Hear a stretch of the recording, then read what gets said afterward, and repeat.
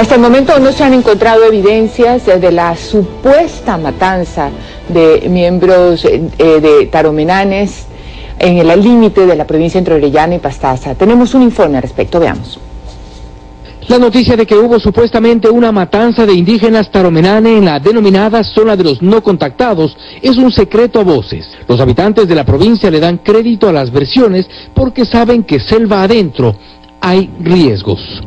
Es más que todo peligroso en la parte de Tagaire, más peligroso que los juegos son ya civilizados. Pero la fiscalía, que ya conoce el caso desde hace más de una semana y no encuentra rumbo en la investigación, evita por ahora detalles. Irresponsable el dirigente que viene a manifestar que ha habido 30 muertos. Y es que no es tarea fácil llegar hasta el lugar en el que, según dicen, ocurrió esta matanza. Según autoridades y algunos dirigentes indígenas, coinciden en que la única vía para lograr ubicar el lugar donde supuestamente ocurrieron los hechos sería la vía aérea, ya que por otras vías, por ejemplo, a través del río tomaría varios días de navegación y otros tantos a pie selva adentro, sin que esto garantice que logren ubicar el lugar donde supuestamente ocurrió la matanza de los no contactados. Aun cuando fuera cierto el caso, el fiscal a cargo sabe que hay pocas probabilidades de éxito en una búsqueda. Existe una casa cada 30 minutos de vuelo. ¿Y eso por tierra? Y eso por tierra significa más o menos unas 4 horas de camino, pero no hay camino, o sea, no hay vías para entrar a esos sitios. Aunque el gobierno por ahora prefiere esperar resultados reales de las investigaciones. Se escuchan rumores de la posible muerte de hermanos taromenanes, pero vuelvo y repito, rumores, porque hasta el día de hoy no tenemos nada en concreto. De la existencia de los taromenanes se conoce aproximadamente desde 1993 y se calcula que podrían ser unos 300, al menos, aunque podrían estar en un proceso de exterminio. Nada oficial. De conocer más el territorio lunar que a los últimos habitantes amazónicos.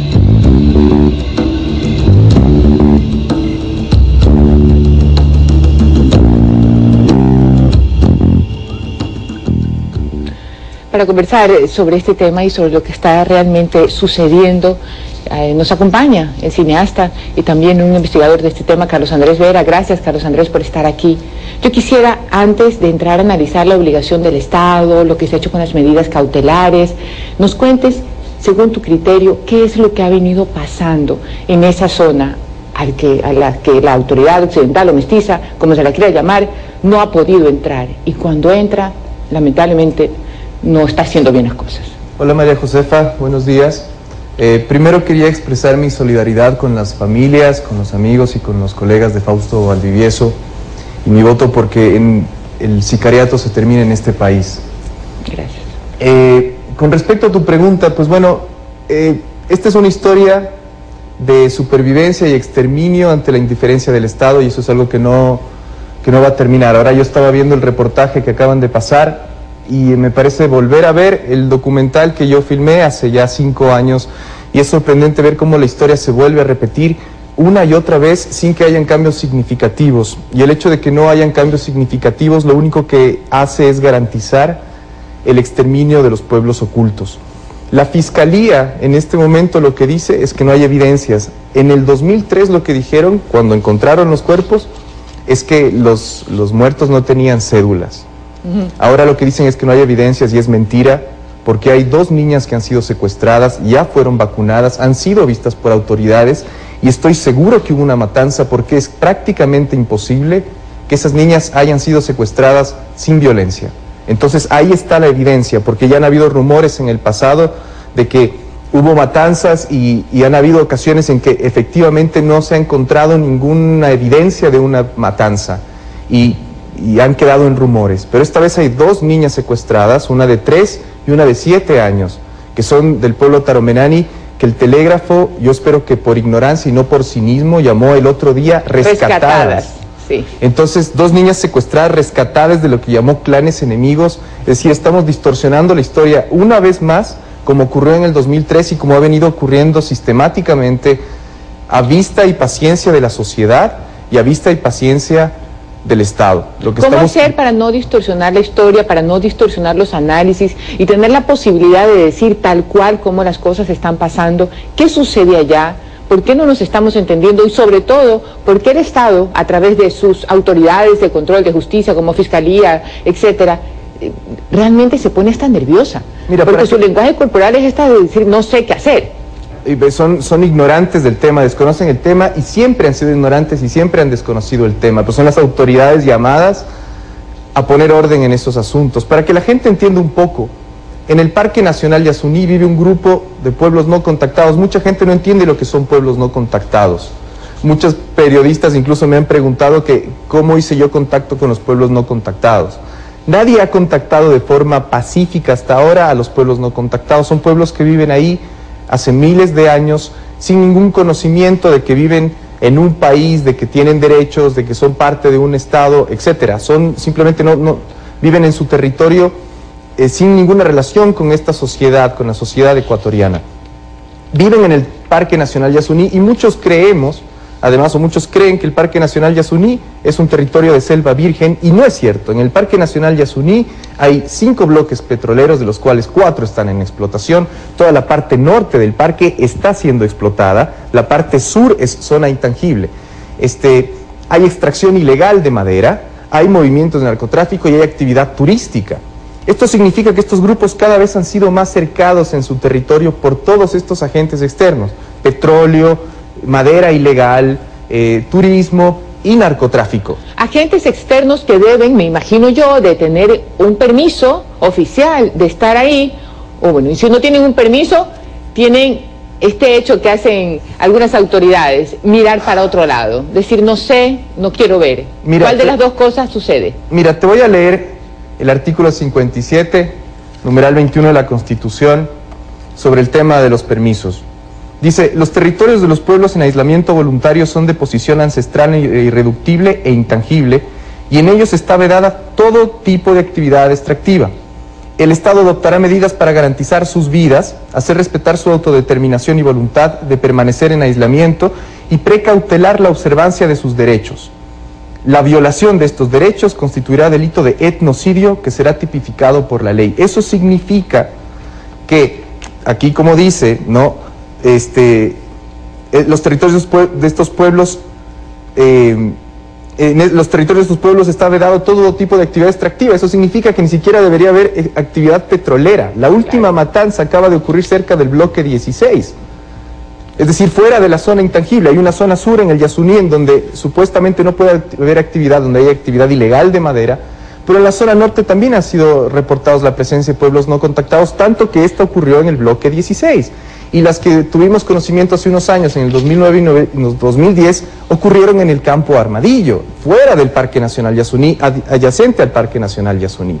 Pero si cumplimos lo que dice la Constitución, petróleo y madera estarían fuera. Estarían fuera, ¿no? Aparte de eso, hay unas medidas cautelares, hay una cantidad de cosas que el Estado tenía que hacer, no ha hecho. ¿Por qué? ¿Y qué nomás tenía que hacer? Aquí es donde yo hablo de un Estado bipolar, porque este gobierno empezó manejando muy bien el tema en el 2007, cuando asumió la presidencia Correa. Alberto Acosta era ministro de Energía, si no me equivoco.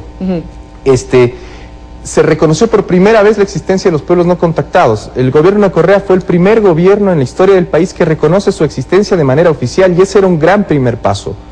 Luego, con bombos y platillos, anunciaron una política de pueblos no contactados, y con respecto a las medidas cautelares que dictó la comisión, crearon un equipo de medidas cautelares que en ese momento estaba bajo la jurisdicción del Ministerio del Ambiente, y iniciaron una serie de acciones positivas para frenar el comercio ilegal de madera, etcétera, ¿no? ¿Qué pasa después? Pues la política extractiva va creciendo y la política de conservación va reduciendo. El plan de medidas cautelares pasa a jurisdicción del Ministerio de Justicia, luego de que medidas cautelares contradice las declaraciones de Wilson Pastor, que dijo como gerente de Petroamazonas que los pueblos en aislamiento voluntario o no contactados no existían, y que si existían no se podía detener el desarrollo del país por unas pocas personas. Eso dijo el ministro, ¿no? Entonces, cuando el plan de medidas cautelares lo contradice o lo cuestiona, despiden a las cabezas del plan de medidas cautelares en ese momento, pasa al Ministerio de Justicia, le quitan competencias, le quitan presupuesto, y ahora resulta que, claro, por más buenas intenciones que tenga este plan, en la práctica no puede detener la matanza. ¿Qué es lo que pasó ahora recién? Y aquí hay un ejemplo de lo que te estoy diciendo. Los pueblos no contactados asesinan a 2 ancianos guaorani en Yarentaro, cerca de la comunidad de Yarentaro. Supuestamente, Ompore, que es el anciano al que asesinan, era uno, o tal vez el único ecuatoriano que podía tener contacto con estos pueblos, y estos indígenas, los pueblos no contactados, lo miraban a él como un vínculo con la sociedad, por lo tanto le pedían a él favores, le pedían a él herramientas, o le pedían cosas como que, por ejemplo, apaguen los generadores del bloque 16, los generadores eléctricos. Un ruido que les molestaba mucho, tengo entendido, que les molestaba. Un ruido porque impide la caza, claro, porque les molesta, porque estorba sus vidas. Interrumpe su hábitat. Pero Ompore era un anciano de 70 años, ¿cómo él que vivía además solo en el bosque, cómo iba a poder él frenar los generadores eléctricos? Sin embargo, ellos, al ver que él no lo hizo, lo asesinan. En ese momento, el plan de medidas cautelares, por historia, por conocimiento, debió haber detenido la venganza de los guaorani, y no tomó medidas. Fueron sugeridos por expertos de que haya algún tipo de compensación a la comunidad para que no salga a buscar venganza, y el tipo de compensación fueron raciones alimenticias. Es decir, a ese nivel de estupidez se llega, que les dan raciones alimenticias. Claro, poco tiempo después, los guaorani emprenden una expedición de venganza en la cual ellos dicen que mataron a 30 personas.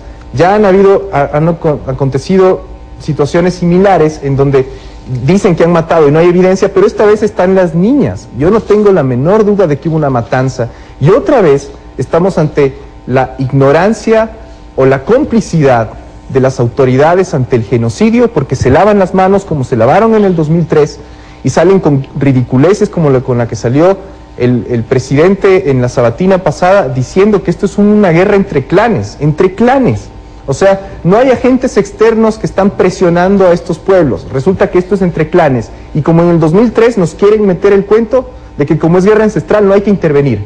Es decir, matan a 30 mujeres y niños en el 2003 y hasta ahora no hay una investigación y no hay sanción para los responsables. Y ahora va a pasar exactamente, María Josefa, va a pasar lo mismo. En la situación en que estamos, en un plan de medidas cautelares, pues que no tiene herramientas, que no tiene manera de ejecutarse, ¿cuál debería ser el rumbo de la política del Estado, independientemente del gobierno que fuese, porque esto seguramente es un problema que viene de 10, 15, 20 años atrás? ¿Cuál debería ser la política de Estado, el cambio, el giro, para poder ponerle un punto? Pero no se trata de ponerle un punto final, sino un punto que represente conocimiento, capacidad de, sobre todo, aplicar la norma constitucional, la que dice que el Estado está en la obligación de cuidar todas estas comunidades. ¿Qué se debería hacer en concreto ahora? Ahora, pues hay muchas cosas que hacer. Para empezar a eliminar la presión de todos estos agentes externos en un parque nacional. María Josefa, estamos hablando del Parque Nacional Yasuní. La publicidad nos dice salvemos al Yasuní, bla, bla, bla. Mentira, el Parque Nacional Yasuní está lleno de bloques petroleros y está lleno de carreteras y hay poblados pequeños en el Parque Nacional, que es territorio de estos pueblos no contactados. Entonces, para empezar, un Estado coherente con lo que dice la Constitución, que ellos mismos impulsaron y que ellos mismos aprobaron, debería eliminar todas las presiones externas extractivas en la zona, y es una decisión política dura y difícil porque implicaría cosas complicadas como eliminar bloques o quitarle la concesión de ciertos bloques a unas empresas para darles otros bloques. No sé cómo lo hagan, pero hay que eliminar esa presión de agentes externos y tienen que realmente ser la zona tratada como lo que es un parque nacional en donde deben haber actividades controladas y sumamente limitadas. Fíjate tú que incluso hay vuelos de turistas para ver casas Taromenane, por Dios, en helicóptero. Entonces, digamos, no hay ningún tipo de control. El Oriente sigue siendo un terreno un poco solamente lo suficientemente exótico para irlo a ver bajo el paraguas del turismo. Una pregunta más porque se me acaba el tiempo. Mañana Teleamazonas va a exhibir el documental que dirigiste. ¿Puedes contarnos un poco de eso? Sí, es Taromenani, lo filmé entre el 2005 y 2006, se estrenó en el 2007. Y justamente cuenta la historia de los pueblos ocultos, pero desde los años 50, en que se realizó el primer contacto con los Guarani. Y yo creo que es importante que la gente lo vea, porque los ciudadanos, sin la comprensión global del problema, no podemos tomar acción y no podemos exigirle al Estado medidas. Lo que nosotros escuchamos desde la ciudad es que unos indígenas se mataron con otros indígenas, que hubo lanceados. La gente no entiende bien el problema. Y por lo tanto, como no lo entiende, no se indigna. Y muchas veces se come este cuento oficial de que se trata de una guerra ancestral, cuando lo que estamos haciendo como sociedad es, estamos siendo testigos de un genocidio en vivo y en directo. Entonces yo creo que es importante que la gente vea el documental para que comprenda mucho más globalmente el problema. Y solo decirle que aunque el documental no es actual, es decir, se estrenó en el 2007, la historia de hoy es exactamente o muy parecida, con ciertos matices, se repite, y realmente es frustrante y doloroso, muy frustrante y muy doloroso ver cómo no aprendemos las lecciones del pasado y cómo autoridades vuelven a caer en los mismos baches que se cayó hace algunos años, y estoy seguro van a volver a caer. Muchísimas gracias, Carlos Andrés, por estar aquí en Desayunos de 24 Horas. A ti, un abrazo.